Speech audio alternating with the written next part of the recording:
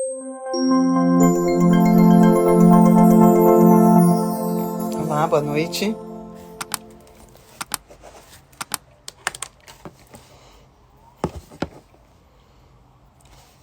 Olá, boa noite.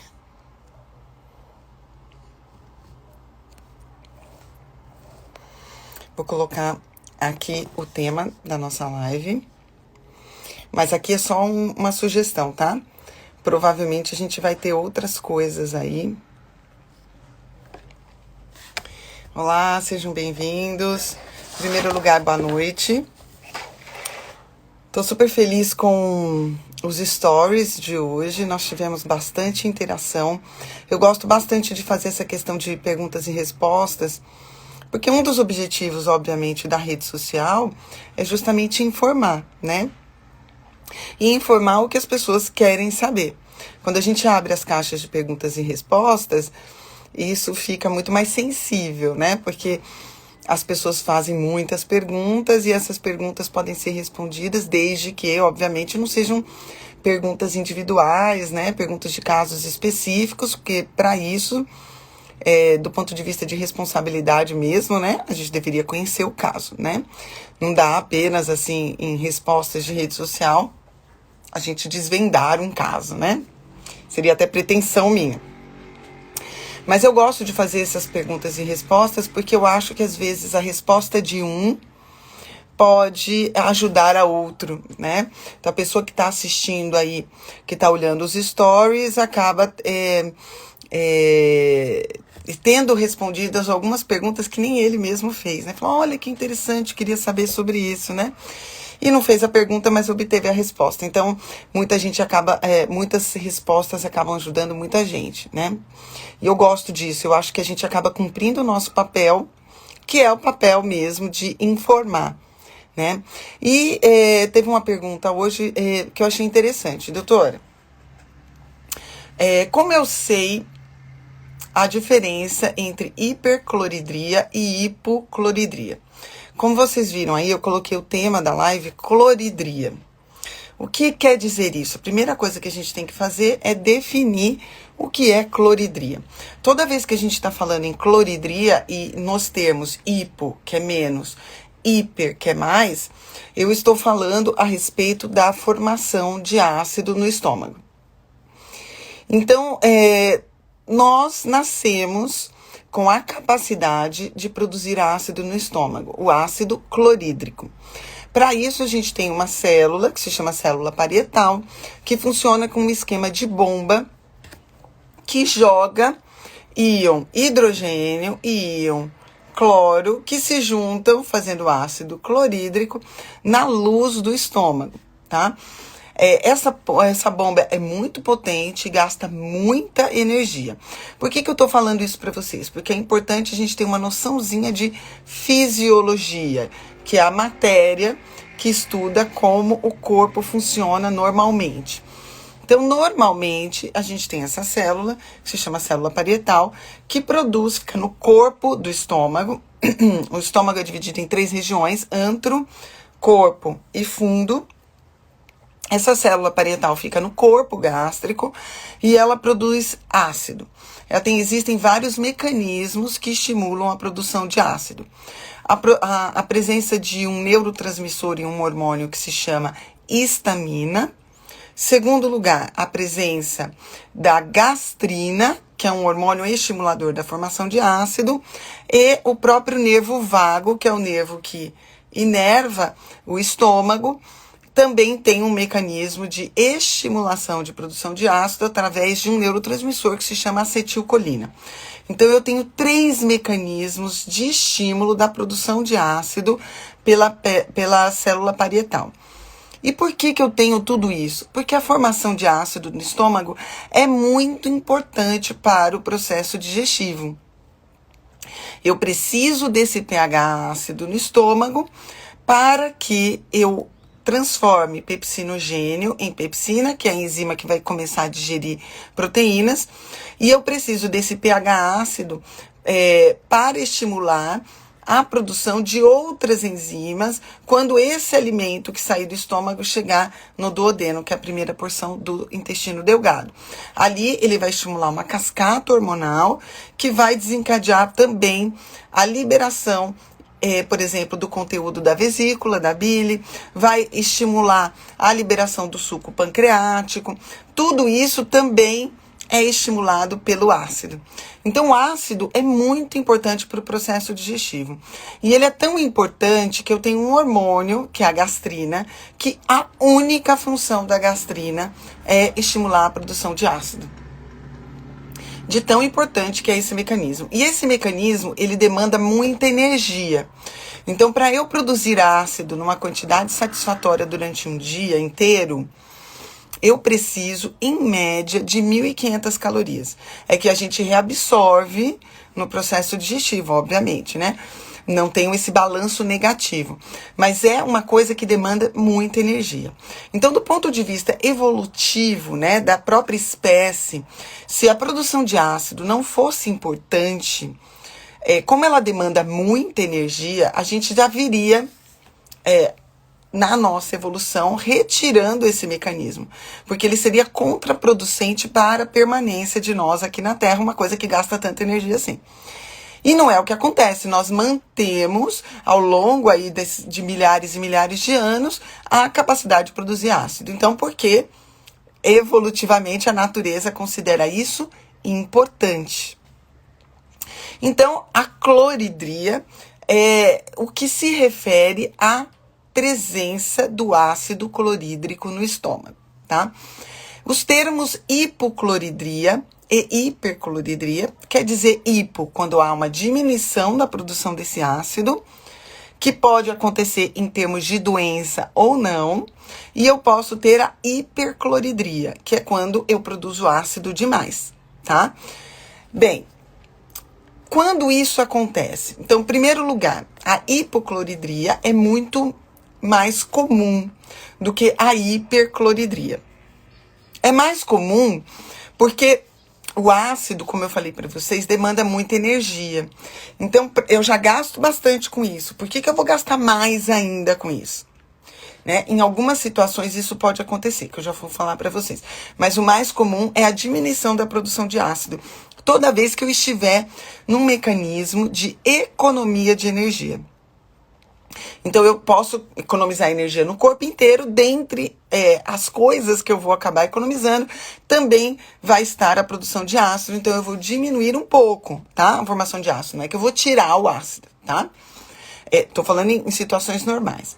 Então, quais são as situações que cursam com hipocloridria ou com hipercloridria?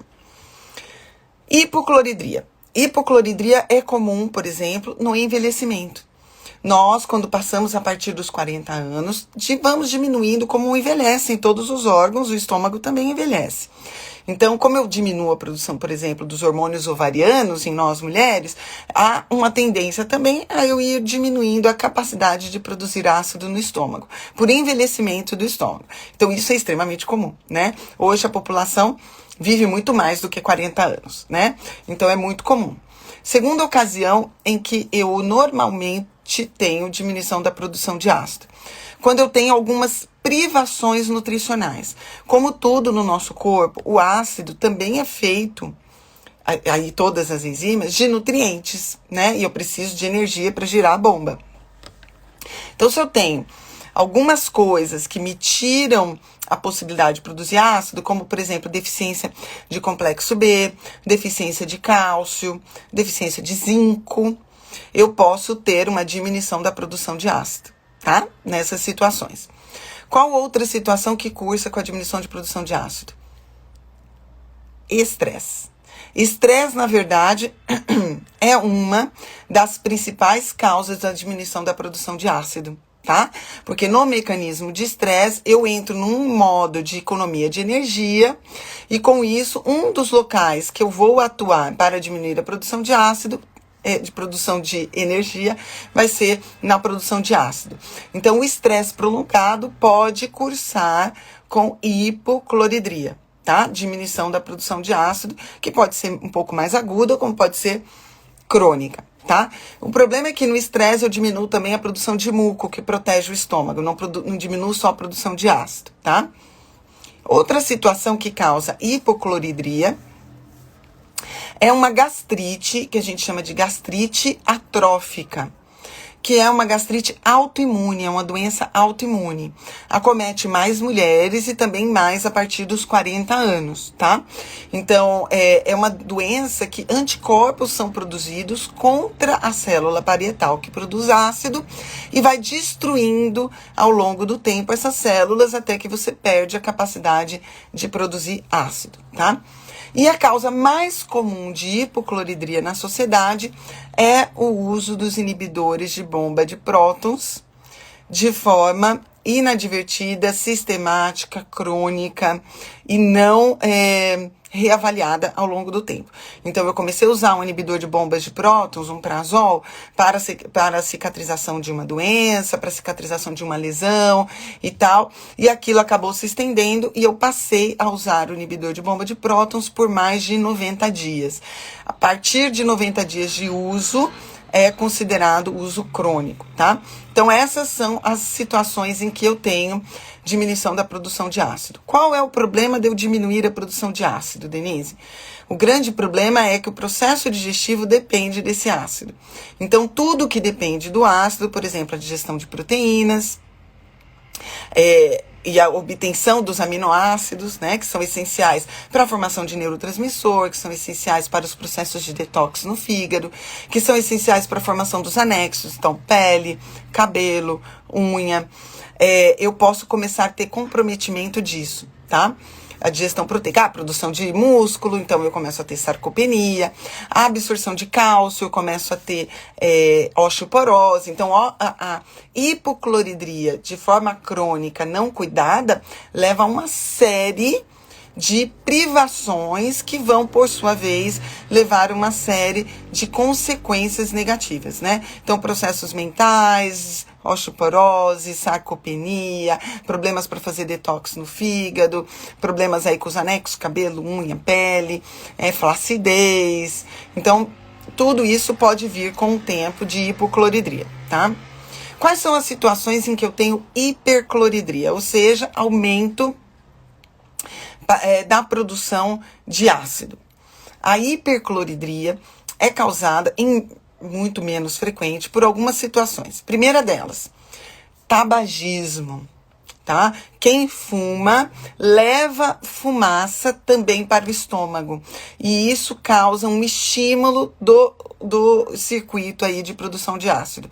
Então, tabagismo pode levar à hipercloridria, tá? E quem fuma, e o endoscopista, quando entra no estômago, já sabe que fuma, tá? Porque o aspecto é bem feio do estômago, do tabagista.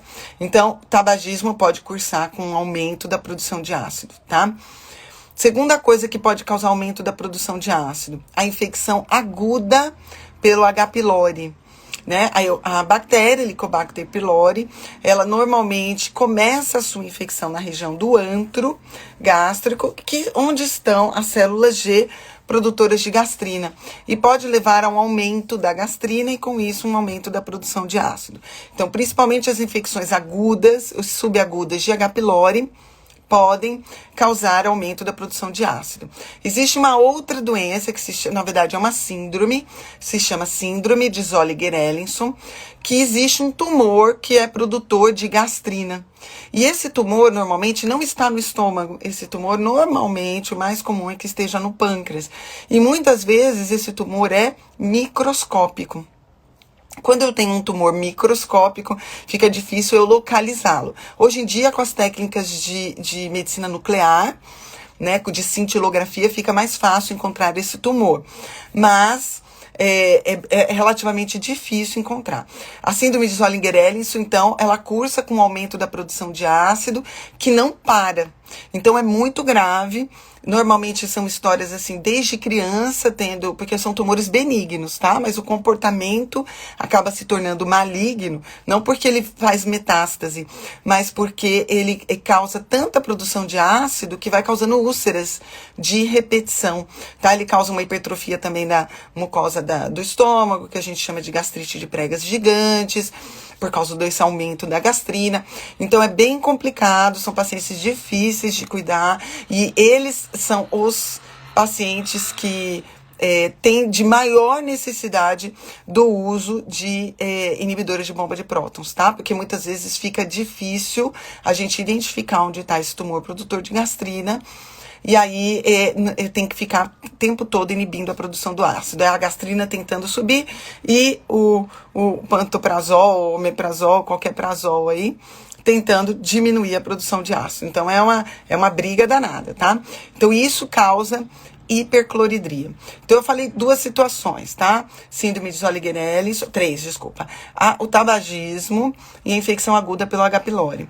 Mas existe uma outra situação pouco comentada, inclusive até pelos profissionais de nutrição, que eu acho importante que vocês saibam, que é a alergia alimentar. Quando eu tenho um processo alérgico alimentar e também, de vez em quando, parasitoses, eu posso ter aumento de uma substância que se chama histamina. E lembra quando eu falei no começo da live que a histamina é uma das formas de estimular a produção de ácido? Quando eu tenho um processo alérgico, a gente tem uma célula, se chama mastócito, que produz histamina. E esta célula é estimulada nos processos alérgicos. Então, quando eu tenho esse processo alérgico alimentar e eu continuo consumindo o alimento sem me dar conta de que ele está me causando alergia, eu fico estimulando a produção de histamina e a histamina, por sua vez, fica estimulando a produção de ácido. Então, o importante, quando eu descubro alguma alergia alimentar, é preciso parar de consumir esse alimento. Isso é muito importante, tá? Porque senão eu vou ficar estimulando a produção de ácido, tá? E tudo na vida é equilíbrio, lá o bordão da Denise, né? Tudo na vida é equilíbrio, eu tenho que achar o caminho do meio. Nem ácido de menos, nem ácido de mais. Denise, como eu faço esse diagnóstico se tem hipo ou hipercloridria? Bem, primeiro pela história, né? Vocês vão conversar com o seu paciente, vai saber a história dele, o que ele conta. Tem úlceras, gastrite, sangramentos desde pequeno? Pensar em Zolliger-Ellin, só fazer um pedido aí de exame para avaliar o valor da gastrina. Se é tabagista, se tem quadros alérgicos muito frequentes. A gente vai ter que juntar todos os dados da história, por isso que a história é tão importante, né? A anamnese é tão importante, para a gente ter um pouco mais de ideia se ele está mais pro polo da hipocloridria e hipercloridria. Eu posso fazer, o padrão ouro seria eu fazer uma endoscopia e fazer um aspirado do conteúdo gástrico e colocar aquele aspirado numa fita de pH. Tá? Para ter ideia se esse pH tá perto aí de 2, que é o pH fisiológico, ou se esse pH tá mais alto, né? Que não é o pH normal do estômago. Esse seria o padrão ouro, mas é invasivo, né? Endoscopia é um exame invasivo, tem sedação. Agora, na questão da pandemia, a gente tem que tomar muito cuidado, né, por causa da possibilidade da transmissão da Covid-19 pelo exame de endoscopia. Então, a gente tem que evitar, né? Então, se eu não tenho a possibilidade de fazer uma endoscopia neste momento para descobrir, o que eu posso fazer? Indiretos, exames indiretos. Então, por exemplo, eu peço ferritina, né, no sangue. Se eu tenho hipocloridria e ácido é necessário para a absorção do ferro, eu posso ter uma ferritina baixa. Né? Eu peço um exame de B12. A B12 precisa do fator intrínseco, que vai trabalhar melhor no pH ácido também, que é uma das substâncias produzidas pela célula parietal, a mesma que produz o ácido. B12 baixa, eu também tenho que pensar em hipocloridria, tá? Em pessoas que comem, por exemplo, proteína animal e tem uma B12 muito baixa, eu tenho que pensar numa hipocloridria, né? Então, por exemplo, são sinais indiretos, né? Eu posso fazer um exame de fezes. No exame de fezes, que a gente chama de exame coprológico funcional, eu posso olhar se nesse exame coprológico funcional há sobra de fibras musculares. Então, fibras musculares da carne que a pessoa consome. Isso também é indicativo de que provavelmente ela não tem ácido suficiente, obviamente, aliado ao processo mastigatório e tudo mais, que faz com que ela não consiga digerir a proteína animal. Então, isso são exames indiretos, mas que me levam a uma suspeita de hipocloridria. E óbvio que eu tenho que aliar a história, né? Idosos têm uma incidência muito maior de hipocloridria, né, do que jovens. Pessoas muito estressadas também têm uma incidência melhor. Sexo feminino também tem uma incidência maior de doenças autoimunes do estômago, portanto, uma incidência maior de hipocloridria. Então, vocês têm que ir juntando todas as peças, né? Por isso que é importante o profissional de saúde para fazer isso para você. Porque a gente tem que pensar em tudo, né? Mas existe um testezinho fácil que dá para você fazer em casa. Obviamente, não bate o martelo de nada, mas é uma coisa, pega um caderninho, pega um papelzinho aí e anota. Vocês vão pegar meio copo de água e colocar uma colher de café. Uma colher de café é uma colher de chá, tá? Depende do tamanho do copo que você pegar aí, de bicarbonato, tá? Água e bicarbonato. Toma esta mistura. O que vai acontecer? Se eu tiver ácido no estômago, o ácido clorídrico, HCl, reage com o bicarbonato e vai causar nesta reação química a formação de água e do gás CO2. Esse gás CO2 vai distender o seu estômago e você vai ter vontade de arrotar. Então, quanto mais rápido isto acontecer, maior a presença de ácido no estômago, tá? Tem gente que fala assim, se isso acontecer até 30 segundos. Gente, isso não existe em nenhum lugar, nada que fale o tempo, né? Depois que você tomou o bicarbonato, que você tem que arrotar. Mas, o quanto mais rápido você sentir que encheu o seu estômago de ar, da formação do gás carbônico, né? Da associação do bicarbonato com o ácido, maior a presença do ácido, né? Porque essa reação foi rápida. Se você tomar esse copo de água com bicarbonato e demorar muito tempo, o que eu quero dizer assim, mais de 30 segundos, mais de 1 minuto, para você arrotar, eu só tive vontade de arrotar depois de 5 minutos, 10 minutos. Tem coisa errada aí, porque a presença do bicarbonato junto com o ácido teria que formar água e CO2, tá? Então, isso é uma dica prática para você fazer hoje mesmo na sua casa, para ver se o seu problema no estômago é excesso ou falta de ácido, tá? Para tratar essas condições, primeiro, obviamente, a gente tem que tratar a causa da condição. Esta é a beleza da medicina funcional. A beleza da medicina funcional é que a gente quer procurar sempre a causa. Eu posso tratar uma hipercloridria com inibidor de bomba de prótons, mas o ideal é que eu faça o diagnóstico. E por que essa pessoa está com hipercloridria? Tá? Por que esta pessoa está com hipocloridria? Não adianta só eu tratar dando betaína cloridrato, por exemplo, que eu vi algumas pessoas comentando. Eu preciso saber qual é a causa dessa hipocloridria, né? Ou qual a causa da hipercloridria. Até porque eu posso entender se eu posso trabalhar a causa. Ou se não vai ter jeito, eu não tenho como trabalhar a causa, então eu vou só trabalhar com medicação. E, infelizmente, isso pode acontecer. Mas é importante que vocês tenham contato com um profissional de nutrição ou um profissional médico de saúde que consiga fazer esse diagnóstico e possa te ajudar a tratar a base do problema e efetivamente curar. Existe uma pergunta hoje nos stories a respeito de metaplasia intestinal. Então eu quero só fazer um adendo nessa live sobre isso. Toda vez que vocês virem o termo metaplasia, isso é um termo de uma biópsia, tá? Então se entrou... Metaplasia é termo para biópsia, tá bom? Para médico patologista. Então, eu vou lá entrar no estômago, num exame de endoscopia, e faço uma biópsia. E essa biópsia, o médico patologista vai ver e vai falar presença de metaplasia intestinal no estômago. O que isso quer dizer? Toda vez que eu tenho esse termo metaplasia, quer dizer que um tecido de uma característica gástrica, por exemplo, se é do estômago, agora no microscópio ele está aparecendo um tecido de outro lugar. No caso, intestinal. Por isso que se chama metaplasia intestinal. Então, embora a biópsia seja do estômago, o aspecto microscópico é de que aquilo é um tecido intestinal. E por que isso acontece? tá?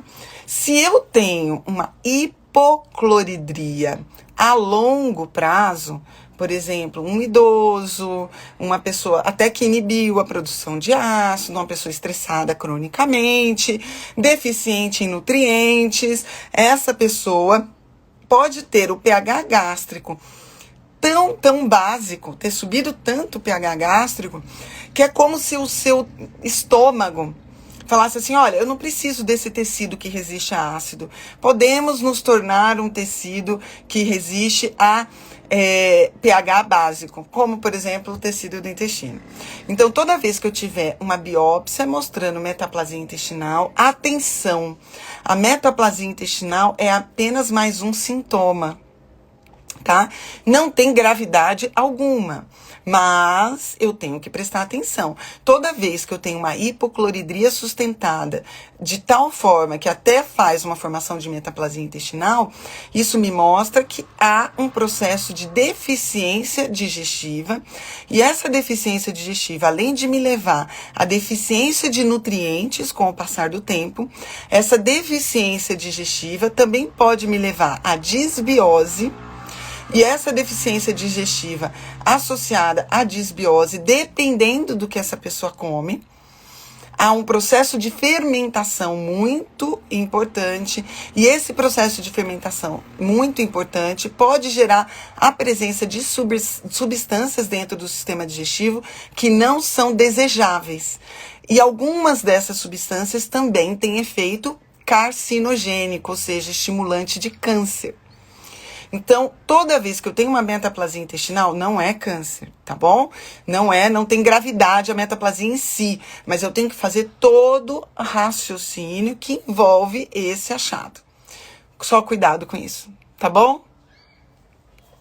Então é isso.